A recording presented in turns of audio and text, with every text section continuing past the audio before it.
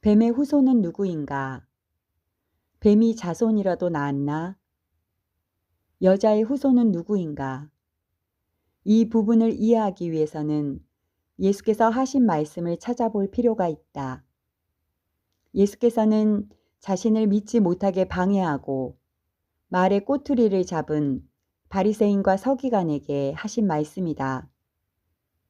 나는 내 아버지에게서 본 것을 말하고 너희는 너희 아비에게서 들은 것을 행하느니라.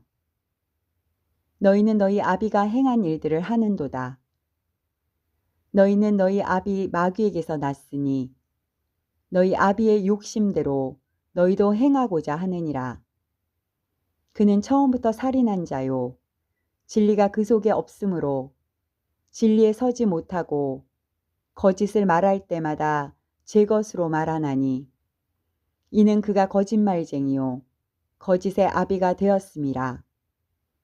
예수님은 바리새인과 서기관들이 마귀의 자손이라 말씀하셨다. 이들이 뱀의 후손이라는 것을 말씀하고 계신다. 성경에서 뱀의 후손들을 찾을 수 있다.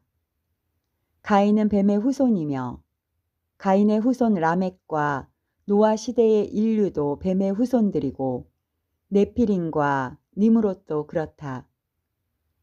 가롯 유다에게도 사탄이 들어갔으니 뱀의 후손이다. 에피파네스, 네로, 히틀러, 스탈린, 모택동 등도 포함된다. 두 짐승과 짐승의 표를 받은 인류와 짐승의 군대도 뱀의 후손이다.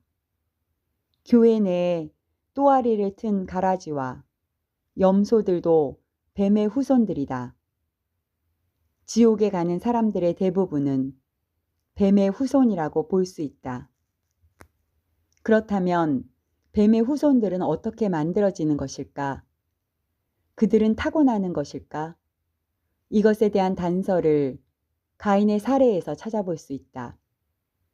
하나님께서 가인에게 이렇게 말씀하셨다.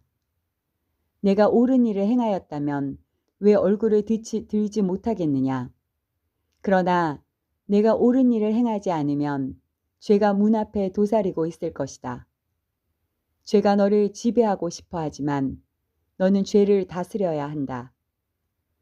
하나님의 말씀에 의하면 가인은 뱀의 자손으로 타고난 것이 아니다. 스스로 만들어가는 것이다. 자신이 선을 선택하지 않고 죄를 다스리는 데 실패했기 때문이다. 가인의 재물이 연락되지 못한 이유도 거룩한 삶이 곧 예배인데 그것이 없었기 때문이었다. 이것은 영적 전쟁의 상태를 잘 묘사해주고 있다. 아담과 하와처럼 사탄과의 싸움에서 진 자들은 사탄이 그 마음을 지배하며 그 영혼을 멸망시킨다. 사탄은 사자처럼 웅크리고 삼킬 기회를 엿본다. 사람의 마음에는 선과 악 사이에 지속적인 투쟁이 있다. 사탄의 양식을 먹는 자들은 먹잇감이 될 수밖에 없을 것이지만 성령 안에서 기도와 말씀을 따라가며 선을 행하는 자들은 신의 성품을 형성하고 악한 유혹들을 이겨낼 수 있을 것이다. 말씀을 양식으로 삼는 사람은 그 마음이 올바른 상태로 변화되고 하나님의 백성이 된다. 이것은 전신갑주를 입는 것과 관련되어 있다. 뱀의 후손들은 사탄이 뿌린 양식을 받아먹고 그 마음의 악한 영성으로 충만해진 자들이다. 생명나무, 성경의 열매를 먹기보다 선악과를 선택한 사람들이다. 그들은 지옥의 지평을 확장하는 역할을 한다. 예수님의 말씀에 따르면 거짓의 아비를 따라 거짓말을 하고 욕심으로 행하며 악행을 저지른다. 하나님의 거룩한 백성을 비방하는 불화살을 날린다. 그들은 왜 죄와 악을 선택하는가? 죄에도 나름 쾌락이 있기 때문이다. 죄는 먹음직하고 보암직도 하고 지혜롭게 할 만큼 탐스럽게 보인다.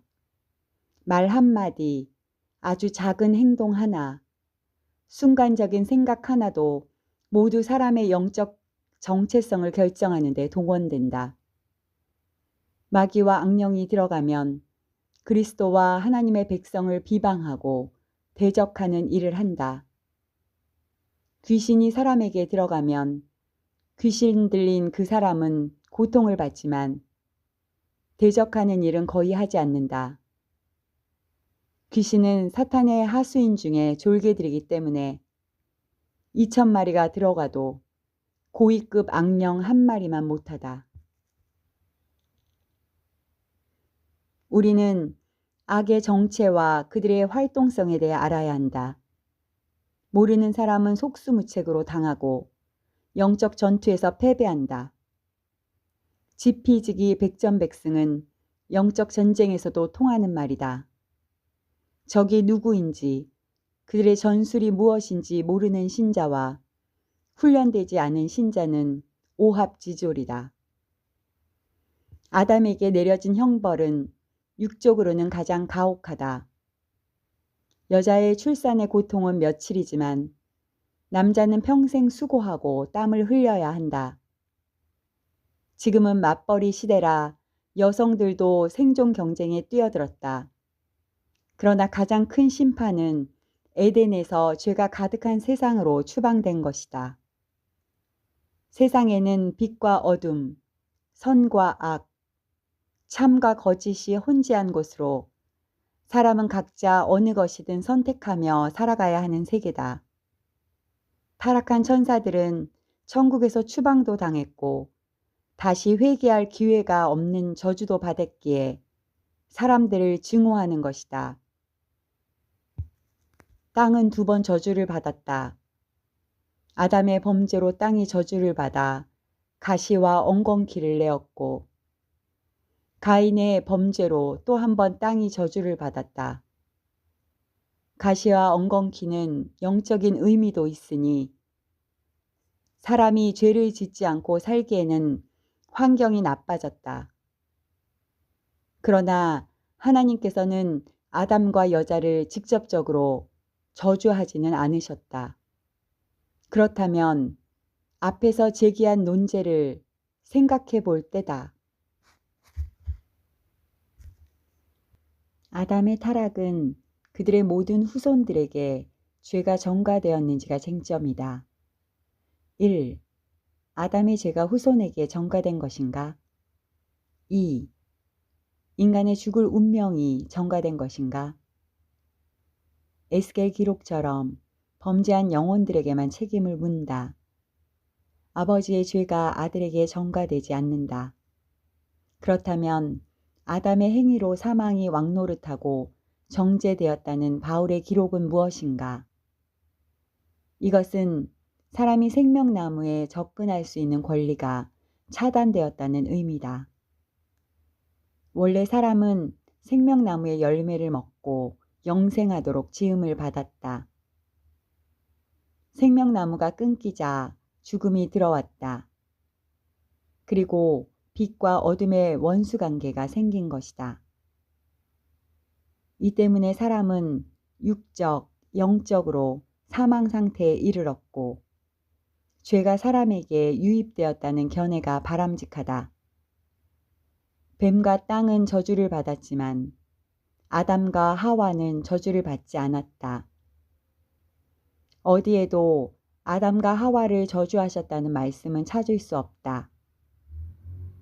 예수님은 주기도문에서 우리의 죄를 용서해 달라고 하셨지만 아담의 원죄를 용서해 달라는 내용은 없다. 만약 사람이 죄를 가지고 태어났다면 유아 때 죽은 아이들도 모두 천국에 갈 수 없을 것이다.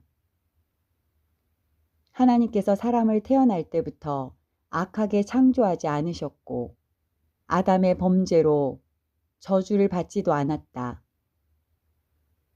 범죄하는 그 영혼은 죽을지라 아들은 아버지의 죄악을 담당하지 아니할 것이요 아버지는 아들의 죄악을 담당하지 아니하리니 의인의 공의도 자기에게로 돌아가고 악인의 악도 자기에게로 돌아가리라. 만약 원죄를 타고났다면 방금 태어난 아기에게 이렇게 말할 수 있을 것이다. 아가야, 너는 사람으로 태어났으니 죄인이란다.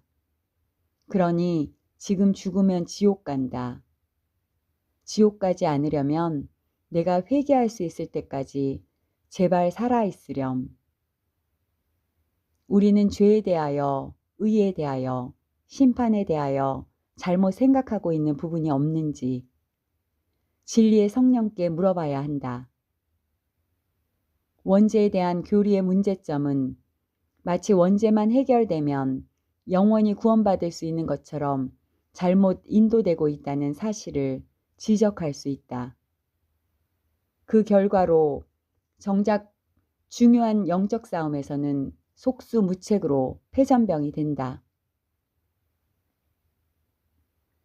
아담과 하와는 생명나무 열매를 먹었지만 영생하지는 않았다. 심지어 그의 후손 중에는 아담보다 더 오래 장수한 사람도 있었다. 생명과일을 한번 먹는다고 영생하는 것이 아니다. 사람 중에 1000년을 넘긴 사람은 없다. 하루가 1000년 같은데 사람이 하루 이상을 산 사람은 없었다는 사실이다. 하나님과 사람 사이에 일어난 분리의 상태는 마지막 아담, 예수 그리스도를 통해 화목할 수 있는 길이 열렸다. 그리스도를 통해 육적으로는 부활한 것이고 영적으로는 생명을 되찾을 수 있다. 보혈로 죄를 씻을 수 있다는 것은 사탄이 분노할 정도의 엄청난 특혜라는 사실을 사람들은 완전히 이해하지 못한다. 이 특권을 사용하지 않는 것은 얼마나 어리석은 일인가. 아담이 선악과를 두고 선택의 자유를 가졌던 것처럼 예수 그리스도를 통한 생명의 길도 선택과 회개를 통해서 이루어질 수 있다. 그러나 생명의 길도 영원한 것은 아니며 지속적으로 생명의 길에 머물러 있어야 한다. 한편 하나님께서는 그들을 에덴에서 추방시키며 가죽옷을 입혀주셨다. 가죽옷은 죄인의 부끄러움을 가리기 위한 하나님의 배려다. 추방된 후 사람은 누구나 가죽으로 옷을 만들어 입었을 것이다. 무화과나무 잎사귀보다 더 영구적인 것이 필요했을 뿐이다. 아벨이 육식을 하지 않던 시대에 양을 친 이유는 양식이 아니라 가죽옷을 얻기 위해 목자가 되었을 것이다. 가죽옷은 가축의 생명을 희생한 것이 전제다. 더 나아가 짐승의 죽음이 동물 제사와 예수님 죽음의 모형이라는 해석도 있다. 그러나 가죽옷이 그들을 구원했다는 표시는 아니며 회개했다는 기록도 없다.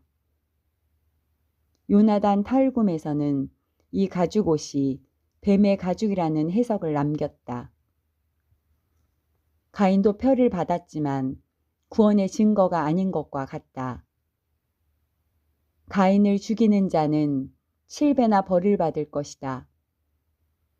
뱀의 후손이라 해서 그들에게 보복하거나 미워해서는 안 된다는 경고다. 우리는 단지 그들을 긍휼히 여기고 생명의 길을 찾을 수 있도록 도울 수 있어야 한다. 또한 우리 자신도 타락하여 뱀의 후손으로 전락하지 않도록 조심해야 한다. 아쉬운 것은 아담은 930년을 살았지만 자녀를 낳은 것 외에는 특별히 후손들에게 선한 영향력을 행사했다는 기록이 없는 것이다. 오히려 그 시대에 뱀의 후손들이 늘어났고 노아 홍수로 멸망당할 처지가 되었다. 멸망의 세대에 이르면 뱀의 후손들은 점점 증가하고 원수 관계는 더욱 강렬해져서 세상에 악으로 가득 차게 된다. 이때 하나님의 백성들은 어떻게 살아가야 할 것인가?